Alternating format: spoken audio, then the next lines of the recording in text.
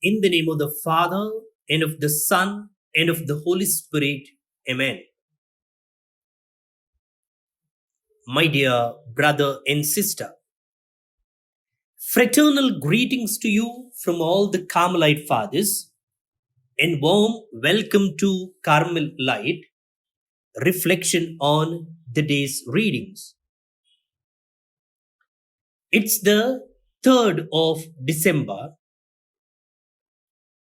and it's marked as International Day of Persons with Disabilities.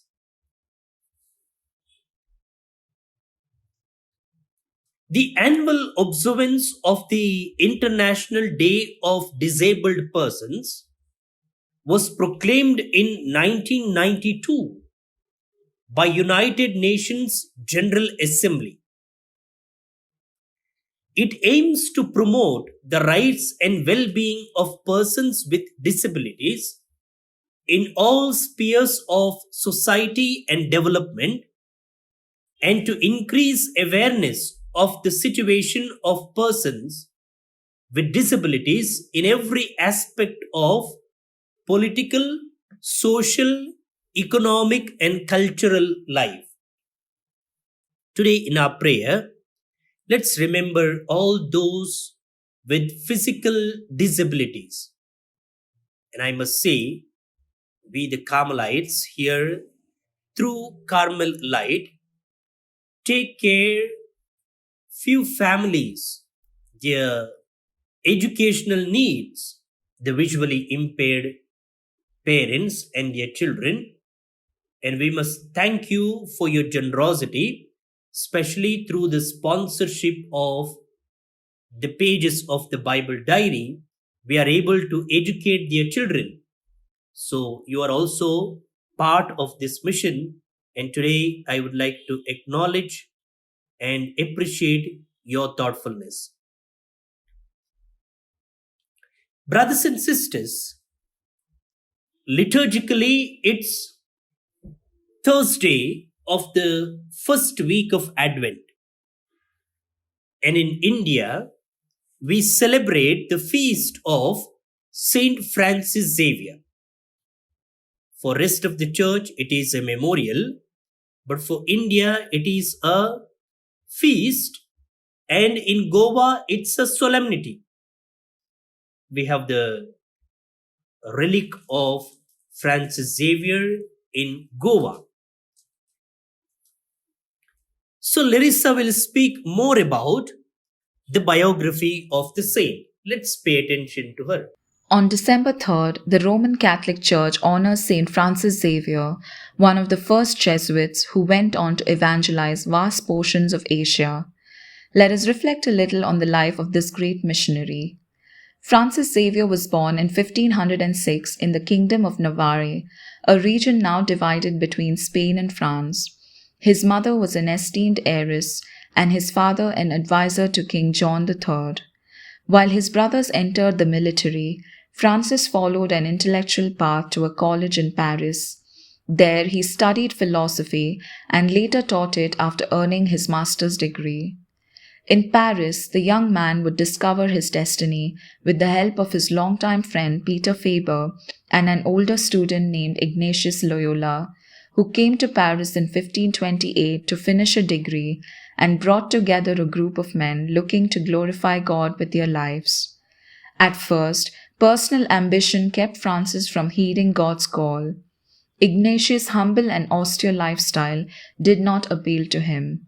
But the older student, who had undergone a dramatic conversion, often posed Christ's question to Francis: "What will it profit a man to gain the whole world and lose his own soul?" Gradually, Ignatius convinced the young man to give up his own plans and open his mind to God's will.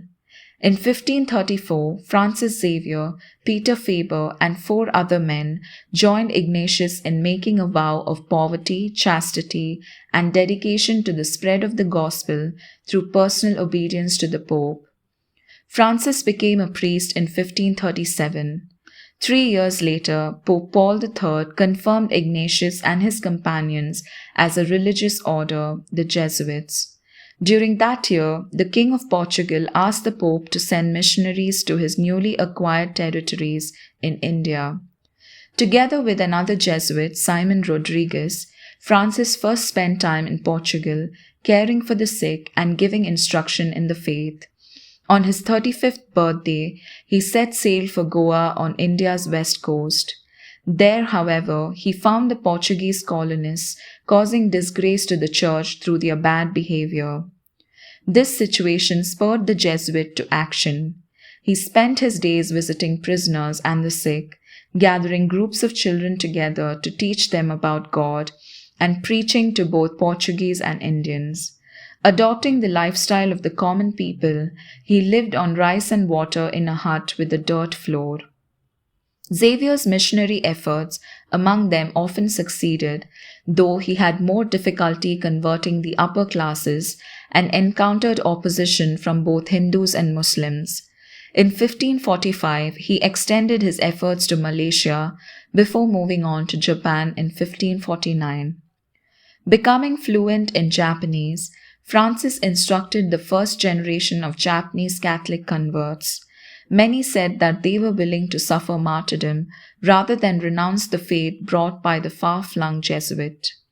Francis had further adventures on land and sea before he embarked on a plan to enter the vast and closely guarded kingdom of China. But alas, it was not to be. He became ill at the age of 46 and died on December 3, 1552, on a small island a few miles distant from the shores of mainland China. Like Moses, he died seeing the promised land but never entered it. Francis was buried in a shallow grave in the sand as 4 people looked on. His body was covered with lime in case anybody wanted to recover it later. They did.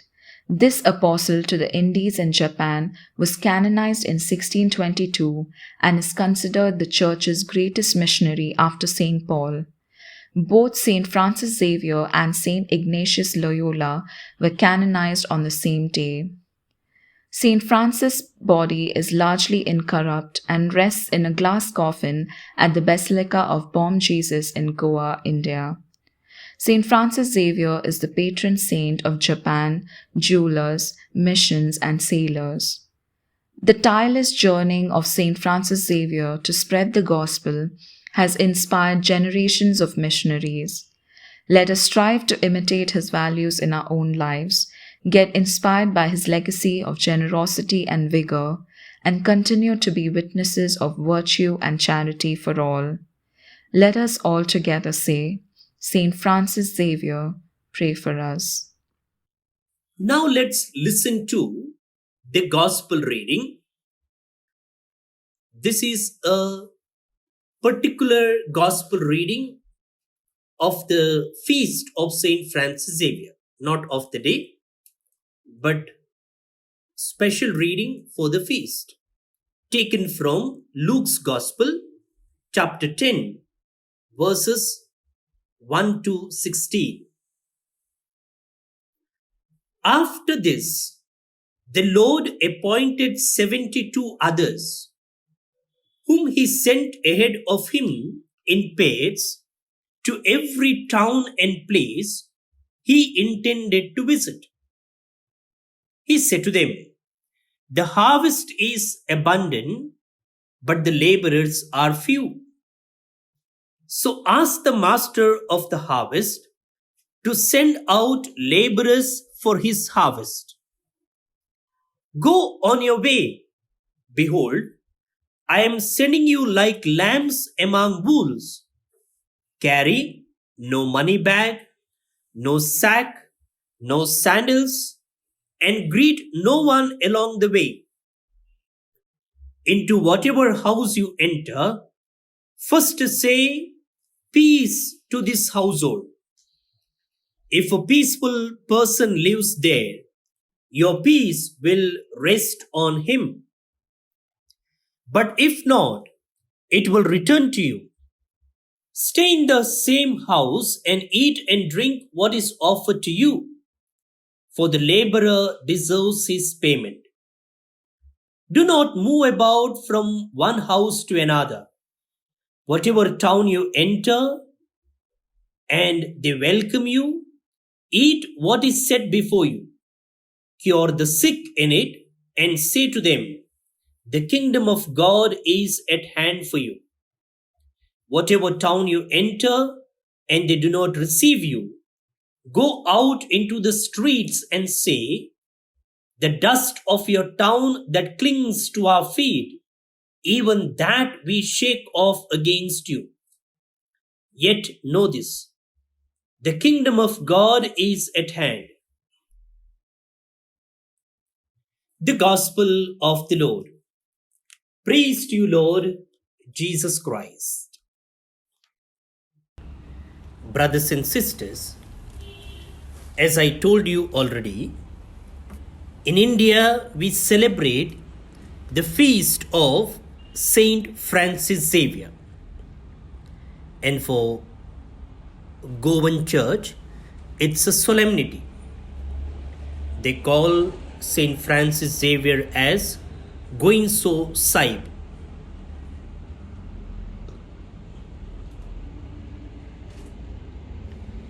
He lived for Christ and proclaimed his gospel to the best of his ability.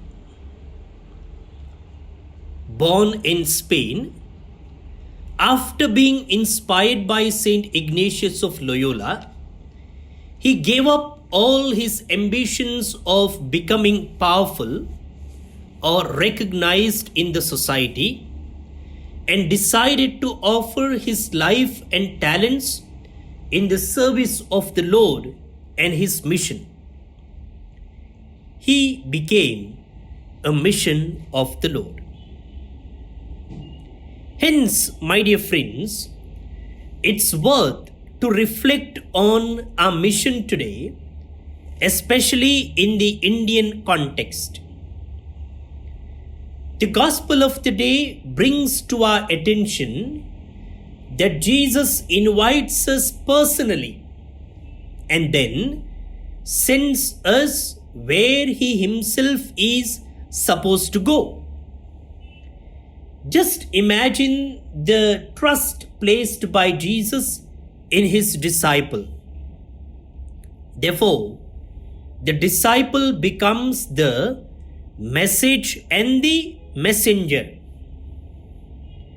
And consequently, the success as well as the failure of the disciple is not the failure or the success of the disciple as such, but that of the Lord. For this reason, the question is, will the Lord ever fail? Never, never. He will not fail and will not allow the disciple to be defeated by any power on this earth.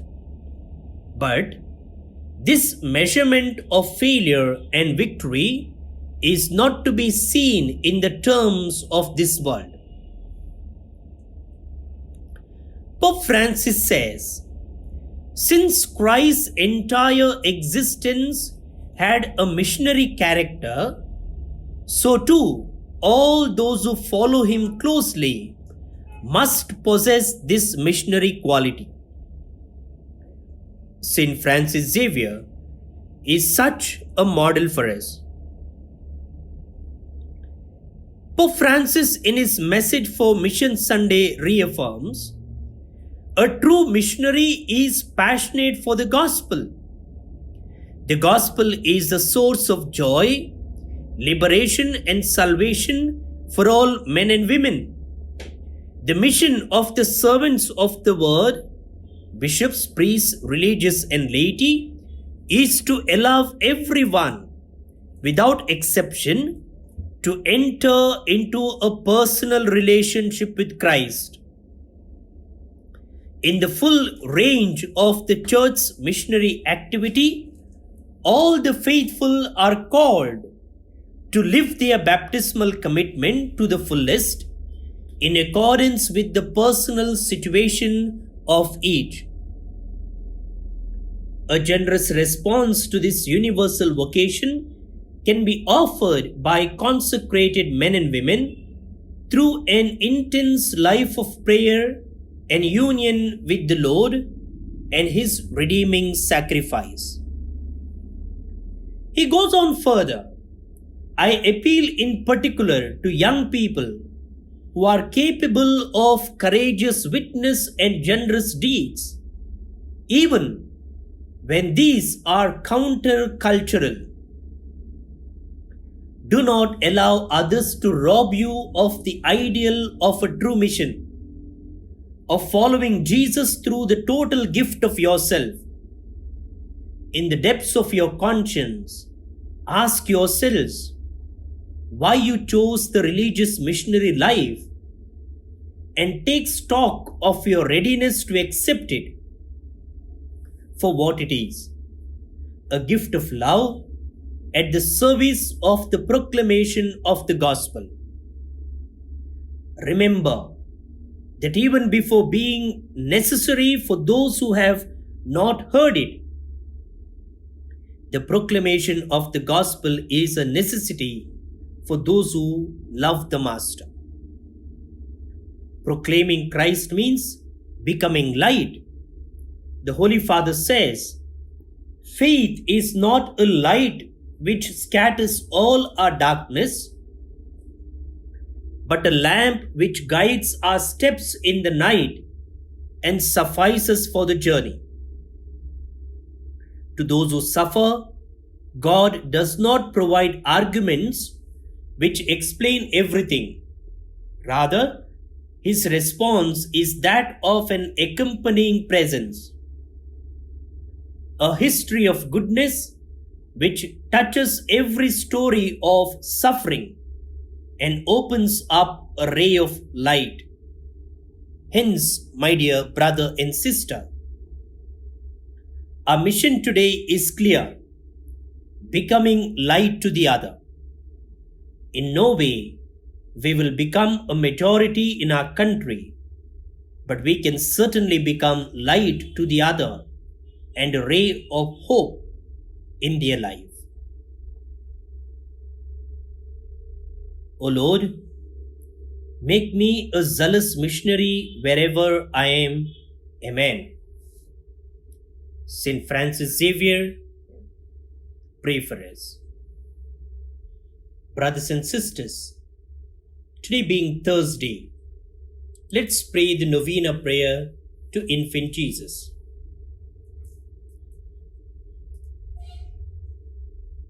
We remember all the missionaries today, and in a special way, all our Goan brothers and sisters. Novena Prayer to the Infant Jesus. In the name of the Father, and of the Son, and of the Holy Spirit. Amen. To be with the children of men is my happiness, says the Lord. Jesus lived among the people as a friend and helped them in their needs. He healed everyone who had faith in Him and came to be known as a spiritual physician. Here, represented as a child, He stretches out His helping hand to all those who have recourse to Him. The more you honor me, the more will I bless you, says the infant Jesus of Prague. Let us pray for our intentions. O holy infant Jesus, through your life on earth, you revealed to us by many marvels your hidden power. So now bless us abundantly with your uplifted hand, and graciously deign to hear the petitions of those who call upon you in faith and trust. Amen. Our Father, who art in heaven, hallowed be thy name. Thy kingdom come, thy will be done, on earth as it is in heaven. Give us this day our daily bread, and forgive us our trespasses, as we forgive those who trespass against us. And lead us not into temptation, but deliver us from evil. Amen. Hail Mary, full of grace, the Lord is with you. Blessed are you among women, and blessed is the fruit of your womb, Jesus. Holy Mary, Mother of God, Pray for us sinners, now and at the hour of our death. Amen.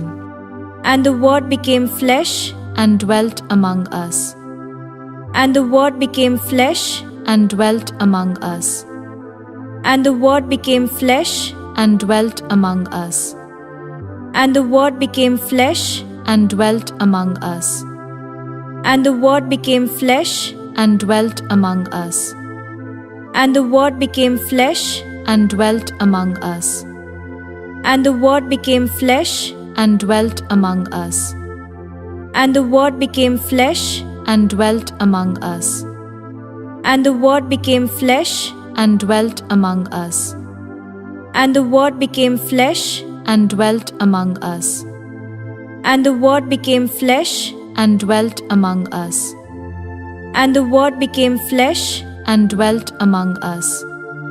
Glory be to the Father, and to the Son, and to the Holy Spirit, As it was in the beginning, is now, and ever shall be, world without end. Amen. O infant Jesus, bless us and hear our prayers. Glory be to the Father, and to the Son, and to the Holy Spirit, As it was in the beginning, is now, and ever shall be, world without end. Amen. O infant Jesus, bless us and hear our prayers. Glory be to the Father, and to the Son, and to the Holy Spirit, As it was in the beginning, is now, and ever shall be, world without end. Amen. O infant Jesus, bless us and hear our prayers. O miraculous infant Jesus, look upon us as we turn to you, imploring your assistance in our needs and anxieties. Let your compassionate heart be moved to pity by our supplications and grant us the favor which we ardently implore you. Free us from all affliction and despair, all trials and misfortunes. Give us your support and consolation, good health and happiness, so that we may praise you and the Father and the Holy Spirit now and forever. Amen. Thanksgiving Prayer. O most generous infant Jesus, we on our knees before you have come to express our deep thankfulness to you for all the favors we have received at your hands. We believe, Jesus, that together with the Father and the Holy Spirit, you are our Creator and Savior. Henceforth, we place all our trust in you. Through this miraculous statue, may your devotion be spread throughout the world, and may all people pay homage to your holy childhood and gain thereby untold divine blessings and favors. All praise and honor be to the infant Jesus. Amen. Let's pray for God's blessing. May the Lord Jesus be with you to defend you. May He be with you to sustain you. May He go before you to show you the way. May He follow you to guard you. From above, may He bless you with the Father and the Holy Spirit, who lives and reigns forever and ever. Amen. In the name of the Father, and of the Son, and of the Holy Spirit. Amen. We remember all those who are celebrating their birthday today. We wish them happy birthday and we pray God's choicest blessings on them. Especially Sharon Fernandez from Kolwa, Goa, who is celebrating her 60th birthday today. Jacinta Rodriguez from Kuwait, Lucy D'Souza from Mira Road, Mumbai, Megan D'Souza from Kulshekar, Francis Matthias from Manipal, Walter D'Souza from Kuwait, Jacinta Rodriguez from Mudbelle, Kuwait. Wish you all a happy birthday once again. God bless you. Father Peter Serravo is celebrating his ordination anniversary today. We congratulate him and we pray God's choicest blessings on him. And Anita Ribeiro from Binder, Mumbai is commemorating her baptism day today. We pray for her intentions. That's all for today, my dear friends. Wish you all a happy feast of Saint Francis Xavier. See you tomorrow. Bye bye.